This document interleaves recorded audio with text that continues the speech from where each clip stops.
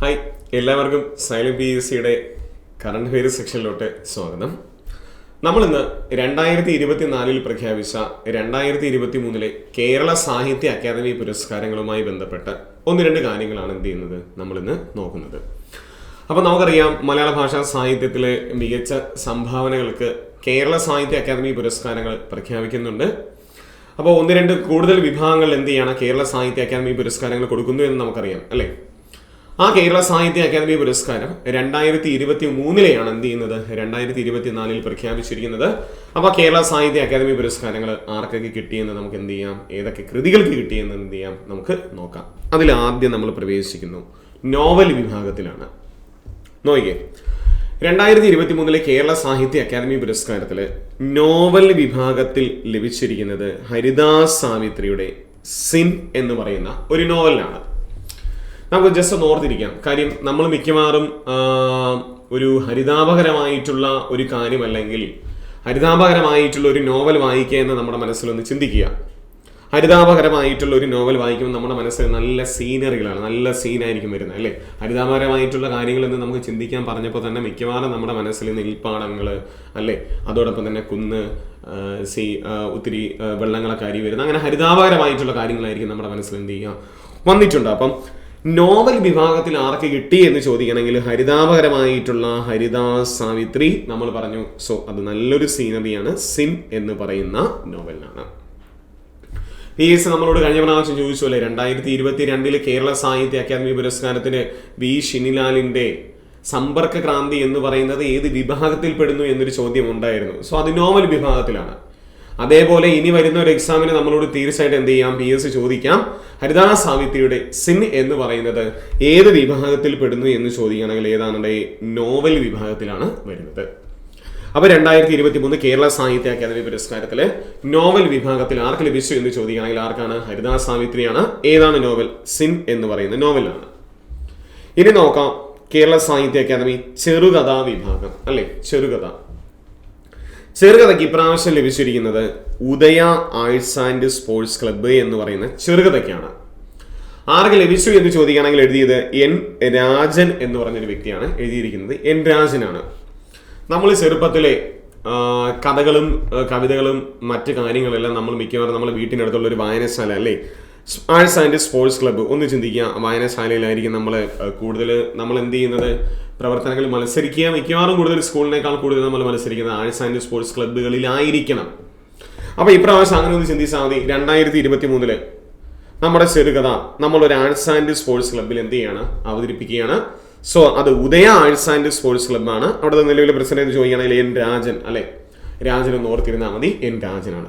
അപ്പോൾ രണ്ട് കാര്യങ്ങളൊന്ന് റിവ്യൂസ് ചെയ്താലോ. നോവൽ വിഭാഗം ആർക്ക് ലഭിച്ചു, ഹരിദാസ് സാവിത്രി. ഏതാണ് കൃതി, സിൻ എന്ന് പറയുന്ന നോവലിനാണ്. ചെറുകഥാ വിഭാഗത്തിൽ ആർക്ക് ലഭിച്ചു എന്ന് ചോദിക്കുകയാണെങ്കിൽ എൻ രാജനാണ്. ഏതാണ് കൃതി, ഉദയ ആർട്സ് ആൻഡ് സ്പോർട്സ് ക്ലബ്ബ് എന്ന് പറയുന്ന ചെറുകഥയ്ക്കാണ്. അപ്പൊ നമ്മളോട് ചോദിക്കാം, ഉദയ ആർട്സ് ആൻഡ് സ്പോർട്സ് ക്ലബ്ബ് ഏത് വിഭാഗത്തിൽ പെടുന്നു എന്ന് ചോദിക്കുകയാണെങ്കിൽ ഏത് വിഭാഗത്തിൽ പെടുന്നു, അത് ചെറുകഥാ വിഭാഗത്തിലാണ് വരുന്നു. ഇനി ബാലസാഹിത്യം അല്ലെ. 2023 കേരള സാഹിത്യ അക്കാദമി പുരസ്കാരത്തില് ബാലസാഹിത്യ പുരസ്കാരത്തിൽ ആർക്ക് ലഭിച്ചു എന്ന് ചോദിക്കുകയാണെങ്കിൽ ഗ്രേസി എന്ന് പറഞ്ഞൊരു വ്യക്തിക്കാണ്. ഏതാണ് കൃതി എന്ന് ചോദിക്കുകയാണെങ്കിൽ പെൺകുട്ടിയും കൂട്ടരും അല്ലെ. ബാലന്മാരായിരിക്കുമ്പോൾ ബാലസാഹിത്യത്തിലൂടെ നമ്മൾ പ്രവേശിക്കുകയാണെങ്കിൽ നമുക്കൊരു പക്ഷെ ഒരുപാട് കൂട്ടരുണ്ടായിരിക്കണം അല്ലേ. സോ അത് പഠിക്കാൻ നമുക്ക് ഒരുപാട് കൂട്ടരൊക്കെ ഉണ്ടായിരിക്കണം. അപ്പോൾ ഒന്ന് ചിന്തിച്ചാൽ മതി, കൂട്ടർ പെൺകുട്ടിയും കൂട്ടരുമാണ് അല്ലേ. Great, Gracy. അപ്പോൾ ബാലസാഹിത്യം ആർക്ക് ലഭിച്ചു എന്ന് ചോദിക്കുകയാണെങ്കിൽ ആർക്കാണ്, അത് ഗ്രേസിക്കാണ്. ഏതാണ് കൃതി എന്ന് ചോദിക്കുകയാണെങ്കിൽ പെൺകുട്ടിയും കൂട്ടരും എന്ന് പറയുന്ന കൃതിക്കാണ്. ബാലസാഹിത്യം പെൺകുട്ടിയും കൂട്ടരും എന്ന് പറയുന്ന കൃതിക്കാണ് ലഭിച്ചിരിക്കുന്നത്. ചെറുകഥ ആർക്ക് ലഭിച്ചു, എൻ രാജനാണ്. കൃതി ഏതെന്ന് ചോദിക്കുകയാണെങ്കിൽ ഏത് കൃതിക്കാണ് അദ്ദേഹത്തിന് ലഭിച്ചിരിക്കുന്നത്, Udaya arts and sports club. Novel വിഭാഗത്തിൽ ആർക്ക് ലഭിച്ചു എന്ന് ചോദിക്കുകയാണെങ്കിൽ ഹരിദാസ് സാവിത്രിയാണ്. സിൻ എന്ന് പറയുന്ന നോവലാണ്. ഇനി നമ്മൾ മെല്ലെ പ്രവേശിക്കുന്നു നാടകം അല്ലേ. ഇപ്പോഴും നമ്മൾ മിക്കവാറും പലരും നാടകമൊക്കെ കാണാറുണ്ടായിരിക്കും. മിക്കവാറും നമ്മുടെ ഉത്സവ പറമ്പിലോ അല്ലെ ക്ലബിലൊക്കെ മിക്കവാറും നമ്മൾ എന്ത് ചെയ്യുക, നാടകങ്ങൾ കാണുന്നുണ്ടായിരിക്കും. ശരി, നമുക്കിത് പോവാം. 2023 കേരള സാഹിത്യ അക്കാദമി പുരസ്കാരത്തിൽ നാടകം നമ്മൾ കാണാൻ പോവുകയാണെന്ന് ചിന്തിക്കുക. ഒരു നാടകം കാണാനായിട്ട് പോകുന്നു. നാടകം കാണാനായിട്ട് പോയിക്കുമ്പോൾ നമുക്ക് നാടകത്തിന്റെ സ്റ്റേജിന്റെ ഫ്രണ്ടിലൊന്നും നമുക്ക് ഇരിക്കാൻ എന്ത് ചെയ്യുന്നില്ല, സ്ഥലം കിട്ടുന്നില്ല. പകരം നമ്മൾ അവിടെ ഒരു ചെറിയൊരു പാലം ഇട്ടിട്ടുണ്ട്. ആ പാലത്ത് അങ്ങനെ ഇരിക്കുന്നു എന്ന് ചിന്തിക്കുക. ഒരു പാലത്തിരിക്കുകയാണ്.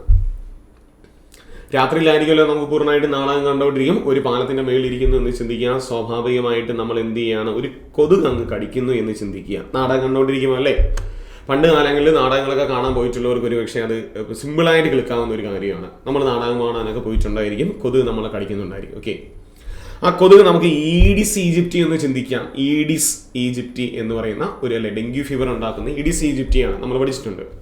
അപ്പൊ കൊതുക് നമ്മൾ കടിക്കുന്നു എന്ന് പറഞ്ഞു, നമ്മൾ എവിടെ ഇരിക്കുന്നു എന്ന് പറഞ്ഞു, പാലത്തിരിക്കുന്നു എന്ന് പറഞ്ഞു. സോ ഒരു കൊതുക് നമ്മൾ കൊടുക്കുന്നു, ഈഡിസ് ഈജിപ്റ്റി എന്ന് പറയുന്നു. സോ അതൊന്ന് ഓർത്തിരിക്കാനുള്ളത്. നാടകത്തിന്റെ പേര് ഇ ഫോർ ഈഡിപ്പസ് എന്ന് പറയുന്നതാണ്. E for Oedipus. നമ്മൾ എവിടെ ഇരുന്നാണ് കാണുന്നത്, ഒരു പാലത്താണ്. സോ എഴുതിയത് ഗിരീഷ് PC പാലമാണ്. അപ്പൊ 2023 കേരള സാഹിത്യ അക്കാദമി പുരസ്കാരത്തിൽ നാടകം വിഭാഗത്തിൽ ഏത് കൃതിക്ക് ലഭിച്ചു എന്ന് ചോദിക്കുകയാണെങ്കിൽ ഇ ഫോർ ഈഡിപ്പസ് എന്ന് പറയുന്ന കൃതിയാണ്. എഴുതിയത് ആര് എന്ന് ചോദിക്കുകയാണെങ്കിൽ അത് ഗിരീഷ് PC പാലമാണ്. ഗിരീഷ് PC പാലമാണ് എഴുതിയത്. അപ്പൊ നമ്മൾ നാടകം പാലത്തിരുന്ന് കാണുന്നു, കൊതുക് നമ്മളെ കടിക്കുന്നു. ജസ്റ്റ് ഒന്ന് ചിന്തിച്ചാൽ മതി. ഇരുന്നാ നോക്കിക്കോളൂ. കവിത കേരള സാഹിത്യ അക്കാദമി പുരസ്കാരത്തില് 2023 കവിതാ വിഭാഗത്തിൽ ആർക്ക് ലഭിച്ചു എന്ന് ചോദിക്കുകയാണെങ്കിൽ അത് കൽപ്പറ്റ നാരായണനാണ്. കൽപ്പറ്റ നാരായണന്റെ തെരഞ്ഞെടുത്ത കവിതകൾ. അപ്പോൾ നമുക്ക് സിമ്പിൾ ആയിട്ട് കിട്ടും. തെരഞ്ഞെടുത്ത കവിതകളാണ്. അല്ലെങ്കിൽ ഒരു പറ്റം കവിതകൾ ഉണ്ടായിരുന്നു. ഒരു പറ്റം കൽപ്പറ്റ, ഒരു പറ്റം അങ്ങനെയെങ്കിലും ചിന്തിക്കുക. ഒരു പറ്റം കവിതകൾ ഉണ്ടായിരുന്നു. നമുക്ക് എന്ത് ചെയ്യാനും പഠിക്കാനായിട്ട് കൽപ്പറ്റ നാരായണന്റെ തെരഞ്ഞെടുത്ത കവിതകൾ എന്നായിരുന്നു അല്ലേ. 2022 കടലാസ് വിദ്യ എന്ന് പറയുന്ന ഒരു കവിതയ്ക്കാണ് ലഭിച്ചത്. 2022 കടലാസ് വിദ്യ എന്ന് പറയുന്ന ഒരു കവിതയ്ക്കായിരുന്നു. അപ്പൊ 23 ചോദിക്കുകയാണെങ്കിൽ ഏതാണ്? സോ അത് കൽപ്പറ്റ നാരായണന്റെ തെരഞ്ഞെടുത്ത കവിതകൾക്കാണ്. ഓക്കെയാണ്. ഇനി നാം നോക്കിക്കോളൂ. യാത്രാ വിവരണം. യാത്രാ വിവരണത്തിന് 2023 യാത്രാ വിവരണത്തിന് നമ്മളൊരു യാത്ര പോകുന്നു എന്ന് തന്നെ ചിന്തിക്കുക.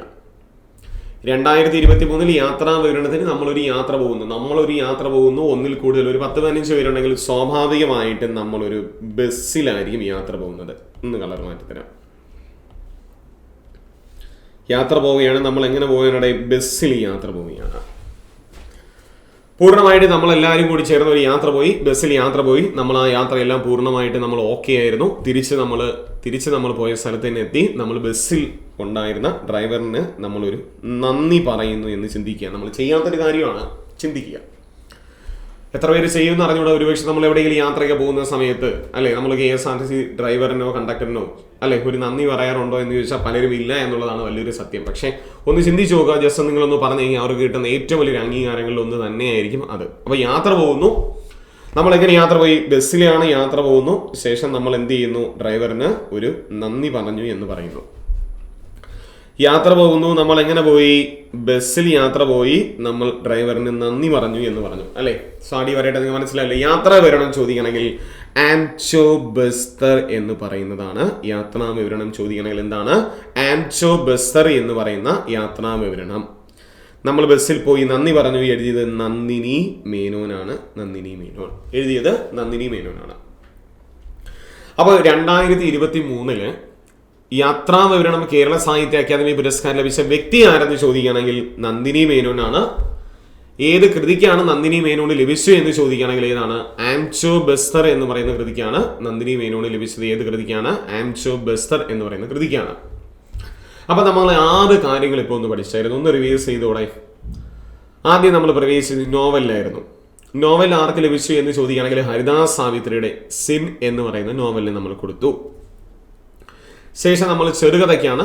ചെറുകഥാ വിഭാഗത്തിൽ ആർക്ക് ലഭിച്ചു എന്ന് ചോദിക്കുകയാണെങ്കിൽ എൻ രാജന്റെ ഉദയ ആർട്സ് ആൻഡ് സ്പോർട്സ് ക്ലബ്ബ് എന്ന് പറയുന്ന ചെറുകഥയ്ക്ക് ലഭിച്ചു. ബാലസാഹിത്യത്തിന് പെൺകുട്ടിയും കൂട്ടരും എന്ന് പറയുന്ന കൃതിക്ക് ഗ്രേസിക്ക് ബാലസാഹിത്യത്തിനും കൊടുത്തു.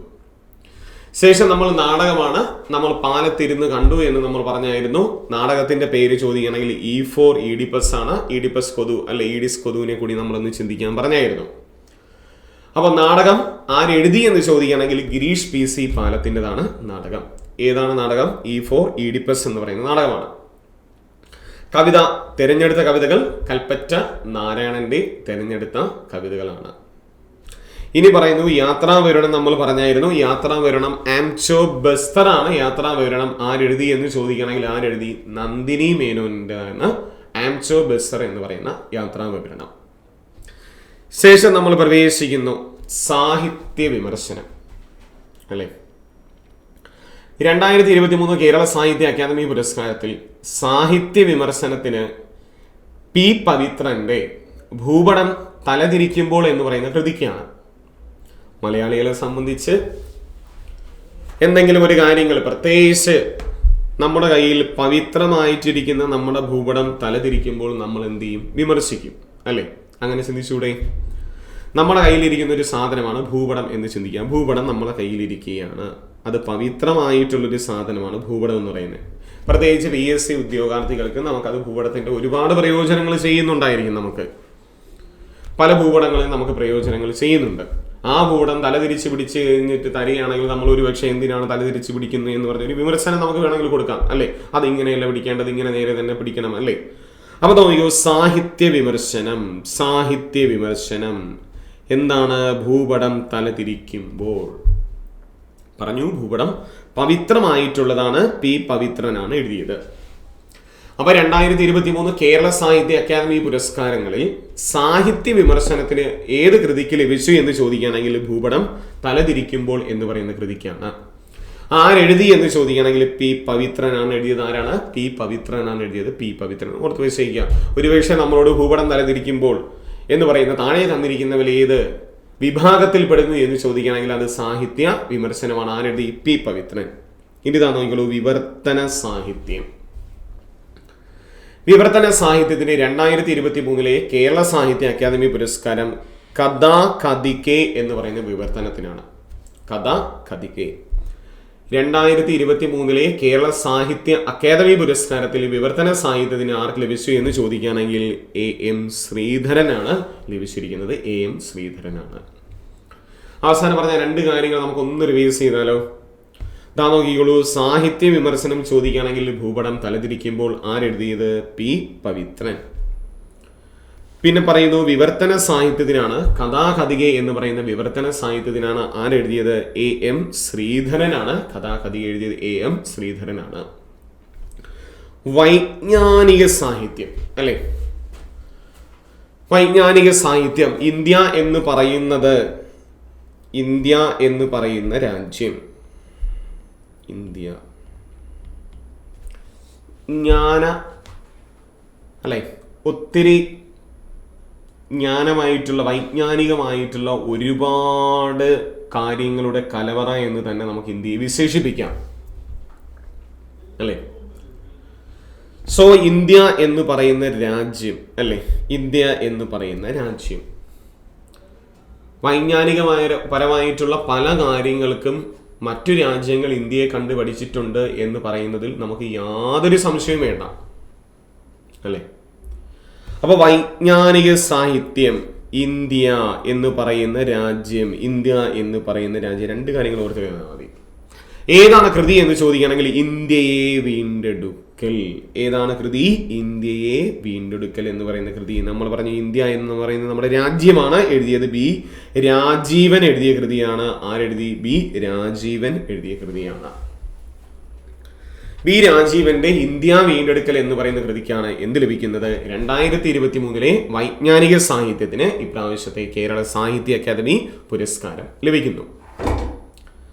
അപ്പൊ അവസാനം പറഞ്ഞ് നമുക്ക് ജസ്റ്റ് ഒന്ന് നോക്കാം. നോക്കിക്കോളൂ, നാടകം നമ്മൾ E4 ഈഡിപ്പസ് എന്ന് പറയുന്ന നാടകമാണ്. ഗിരീഷ് PC പാനം എഴുതിയിരിക്കുന്നതാണ്. കവിത, തിരഞ്ഞെടുത്ത കവിതകൾ കൽപ്പറ്റ നാരായണൻ്റെതാണ്. പിന്നെ നമ്മൾ പഠിച്ചായിരുന്നു യാത്രാവിവരണം ആംചോ ബസ്സർ എന്ന് പറയുന്നതാണ്. നന്ദിനി മേനോന്റെ യാത്രാവിവരണം. സാഹിത്യ വിമർശനം, ഭൂപടം തലതിരിക്കുമ്പോൾ സാഹിത്യ വിമർശനം, അല്ലെ, പവിത്രമായിട്ടുള്ള ഭൂപടമാണ് നമ്മൾ തലതിരിക്കുമ്പോൾ എന്ന് പറഞ്ഞു. പി പവിത്രൻ എഴുതിയിരിക്കുന്നതാണ്. വിവർത്തന സാഹിത്യം, കഥാകഥികെ എന്ന് പറയുന്ന വിവർത്തന സാഹിത്യം ആരെഴുതി? AM ശ്രീധരനാണ്. വൈജ്ഞാനിക സാഹിത്യം ചോദിക്കുകയാണെങ്കിൽ ഇന്ത്യയെ വീണ്ടെടുക്കൽ ആരെഴുതി? അത് ബി രാജീവനാണ് എഴുതിയിരിക്കുന്നത്. ബി രാജീവൻ. ഇനി നമ്മൾ പ്രവേശിക്കുന്നു 2023 കേരള സാഹിത്യ അക്കാദമി പുരസ്കാരത്തിൽ ആത്മകഥാ വിഭാഗത്തിൽ 2023 കേരള സാഹിത്യ അക്കാദമി പുരസ്കാരത്തിൽ ആത്മകഥാ വിഭാഗത്തിൽ K വേണുവിന്റെ ഒരു അന്വേഷണത്തിന്റെ കഥ എന്നുള്ളതാണ്.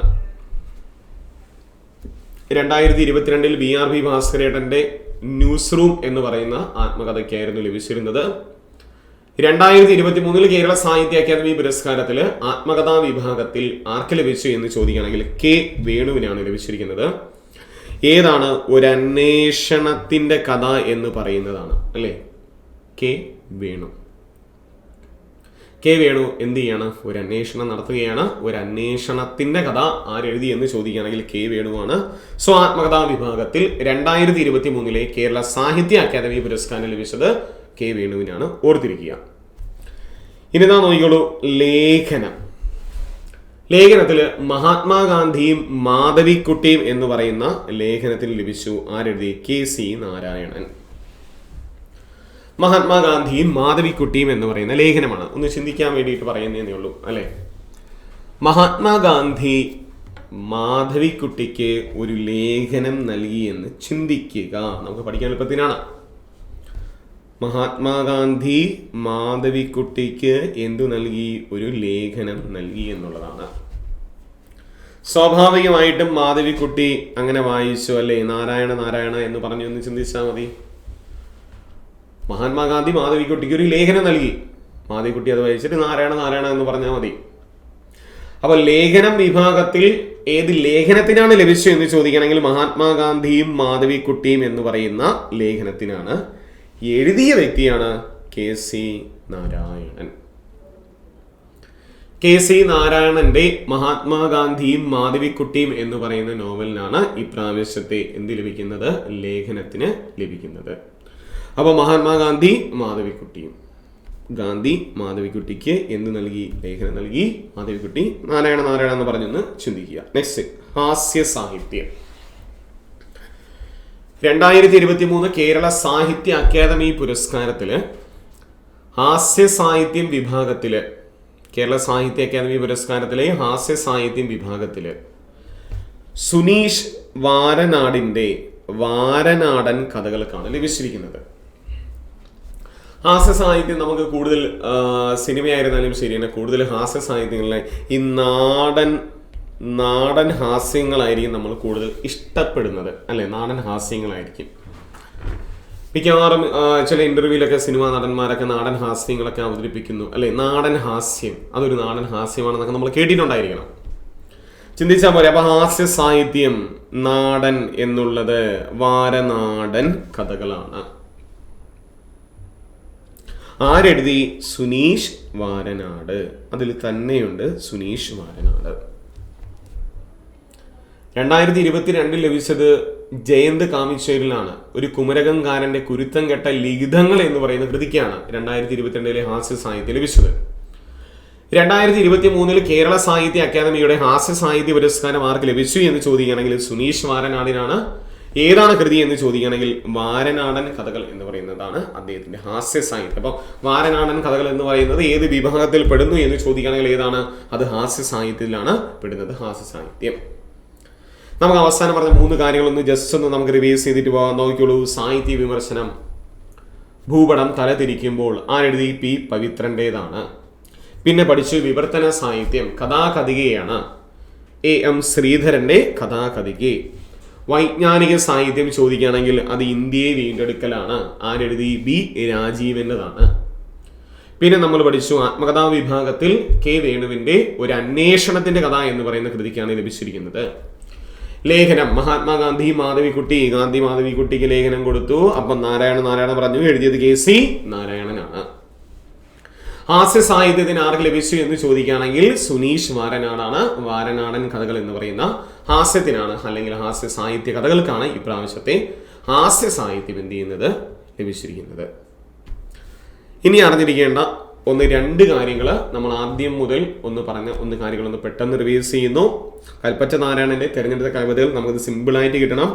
നോവൽ ഹരിദാസ് സാവിത്രി. നോവൽ കാണുമ്പോൾ ഹരിതാപരമായിട്ടുള്ള നോവലാണ്. നമുക്ക് നല്ല സീൻ വരണം. ചെറുകഥ N രാജന്റെ ഉദയ ആർട്സ് ആൻഡ് സ്പോർട്സ് ക്ലബ്ബ് നമ്മൾ പഠിച്ചു. ഫോർ ഈഡിപ്പസ് എന്ന് പറയുന്നതിനാണ് നാടകത്തിന് ഇപ്രാവശ്യം ഗിരീഷ് PC പാല നമ്മൾ പാലത്തിരുന്ന് നാടകം കണ്ടാതെ പറഞ്ഞു. ഭൂപടം പവിത്രമായിട്ടുള്ള ഭൂപടം തലതിരിക്കുമ്പോൾ നമ്മൾ സ്വാഭാവികമായിട്ടും നമ്മൾ എന്ത് ചെയ്യുകയാണ്, വിമർശനം ചെയ്യുകയാണ്. സാഹിത്യ വിമർശനം P പവിത്രന്റെ ഭൂപടം തലതിരിക്കുമ്പോൾ പഠിച്ചു. വൈജ്ഞാനിക സാഹിത്യം ഇന്ത്യയെ വീണ്ടെടുക്കൽ അല്ലേ, ഇത്രയും ജ്ഞാനമായിട്ടുള്ള ഒരു രാജ്യമാണ് ഇന്ത്യ, ഓർത്ത് വെക്കുക. B രാജീവൻ. ഇന്ത്യ എന്ന് പറയുന്ന നമ്മുടെ രാജ്യമാണ്. ഒരു അന്വേഷണത്തിന്റെ കഥയ്ക്ക് അത് ഏത് വിഭാഗത്തിൽപ്പെടുന്നു, ആത്മകഥാ വിഭാഗത്തിൽപ്പെടുന്നു. ആരെഴുതി? K വേണുവാണ്. മുൻ ചീഫ് സെക്രട്ടറി ആയിരുന്നു. യാത്രാ വിവരണം ചോദിക്കുകയാണെങ്കിൽ നമ്മൾ യാത്ര എങ്ങനെ പോയി? ബസ്സിലാണ് യാത്ര പോയി. ബസ്സിൽ യാത്ര പോയതിനു ശേഷം നമ്മൾ നന്ദി പറയുകയാണ്. സോ ബസ്സിൽ യാത്ര പോയി എന്നുള്ള ബസ് എന്നുള്ള ഓർത്തിരിക്കുക. ആൻചോ ബെസ്തർ ആണ്, നന്ദിനി മേനോൻ എഴുതിയതാണ്. പിന്നെ വിവർത്തനം അല്ലേ, കഥാകഥയ്ക്കാണ് AM ശ്രീധരൻ്റെതായിരുന്നു. ബാലസാഹിത്യം പെൺകുട്ടിയും കൂട്ടരും ആരെഴുതി? ഗ്രേസി എഴുതി. ഏറ്റവും അവസാനം നമ്മൾ ഹാസ്യ സാഹിത്യം പഠിച്ചായിരുന്നു. സുനീഷ് വാരനാടിന്റെ വാരനാടൻ കഥകൾക്കാണ്. ഇതോടൊപ്പം നമ്മൾ അറിഞ്ഞിരിക്കേണ്ട 1-2 കാര്യം കൂടി ഒന്ന് സൂചിപ്പിക്കുന്നു. 2023 കേരള സാഹിത്യ അക്കാദമി പുരസ്കാരത്തില് വിശിഷ്ട അംഗത്വം ലഭിച്ച 2 വ്യക്തികൾ ആരൊക്കെയെന്നാണ്. വിശിഷ്ട അംഗത്വം ലഭിച്ച 2 വ്യക്തികളിൽ ഒന്ന് MR രാഘവ വാര്യരും മറ്റൊന്ന് CL ജോസുമാണ്. രാഘവ വാര്യരും CL ജോസും സ്വാഭാവികമായിട്ടും 2 പേർക്കും പരസ്പരം അറിയുകയും ചെയ്യും എന്ന് ചിന്തിക്കുക. രാഘവ വാര്യർക്ക് CL ജോസിനെ അറിയാമെന്ന് ചിന്തിക്കുക. വിശിഷ്ട അംഗത്വം ലഭിച്ച 2 വ്യക്തികളാണ്. അപ്പൊ സ്വാഭാവികമായിട്ടും രാഘവ വാര്യർ ഒന്ന് ചിന്തിക്കുകയാണ്, ജോസേട്ടനെ വിളിച്ച് ഒരു നേരത്തെ ആഹാരം കൊടുക്കുക എന്ന്. അപ്പോൾ വാര്യർ ജോസേട്ടനെ വിളിച്ച് എന്ത് ചെയ്യാണ്? ഒരു നേരത്തെ ആഹാരം കൊടുക്കുക അല്ലേ. നമ്മൾ മേരിക്കണ്ട ഒരു കുഞ്ഞാടെ എന്ന് പറഞ്ഞൊരു സിനിമ കണ്ടിട്ടുണ്ടായിരിക്കും. അതിൽ ജോസേട്ടനെ വിളിച്ച് ഒരു നേരത്തെ ആഹാരം കൊടുക്കണമെന്നൊക്കെ സലീംകുമാർ പറയുന്നുണ്ട്. അത് നമ്മൾ കേട്ടിട്ടുണ്ടായിരിക്കും. അത് ചിന്തിച്ചാൽ മതി. വ്യക്തികളുടെ പേര് നമുക്ക് പെട്ടെന്ന് പഠിക്കാനാണ്. സോ അതിലൊന്ന് ജോസേട്ടൻ, CL ജോസ്. പക്ഷെ ഇവിടെ കൊടുത്തത് ആരാണ്? MR രാഘവ വാര്യറാണ് നൽകിയിരിക്കുന്നത്. രാഘവ വാര്യർ. സമഗ്ര സംഭാവന പുരസ്കാരം 2023 കേരള സാഹിത്യ അക്കാദമി പുരസ്കാരത്തിൽ സമഗ്ര സംഭാവന പുരസ്കാരം 6 പേർക്കാണ് ലഭിച്ചിരിക്കുന്നത്. ഞാൻ ജസ്റ്റ് ഒന്ന് പേരൊന്ന് വായിച്ചു പോകുന്നു. അതിലൊന്ന് KV കുമാരൻ, ഒരു വ്യക്തി KV കുമാരനാണ്. മറ്റൊന്ന് പ്രേമ ജയകുമാറാണ്. കാണാൻ പറ്റുന്നു എന്ന് ഞാൻ തോന്നുന്നു. പ്രേമ ജയകുമാറാണ്. PK ഗോപി, ബക്കളം ദാമോദരൻ, M രാഘവൻ, മറ്റൊന്ന് രാജൻ തിരുവോത്ത്. ഇവർക്കാണ് എന്ത് ചെയ്യുന്നത്? ഇപ്രാവശ്യത്തെ സമഗ്ര സംഭാവന പുരസ്കാരം ലഭിച്ചിരിക്കുന്നത്. അപ്പോൾ കേരള സാഹിത്യ അക്കാദമി പുരസ്കാരമാണ് 2024 പ്രഖ്യാപിച്ചത്. 2023 കേരള സാഹിത്യ അക്കാദമി പുരസ്കാരമാണ് 2024 പ്രഖ്യാപിച്ചത്. ഒന്നുകൂടി ഒന്ന് റിവൈസ് ചെയ്യുക. നമ്മളോട് ഒരു പക്ഷേ താഴെ തന്നിരിക്കുന്നതിൽ ഇത് ഏത് വിഭാഗത്തിൽ പെടുന്നു എന്നൊരു ചോദ്യമായിരിക്കും നമ്മൾ കൂടുതൽ എന്ത് ചെയ്യുക, പ്രതീക്ഷിക്കേണ്ടത്. വരുന്ന LDക്കൊക്കെ നമുക്ക് എന്ത് ചെയ്യാം, പ്രയോജനം ചെയ്യാവുന്നതാണ്. അപ്പോൾ എല്ലാവരും നന്നായിട്ട് ഒന്ന് റിവൈസ് ചെയ്ത് പോവുക. എല്ലാവർക്കും all the best. Thank you.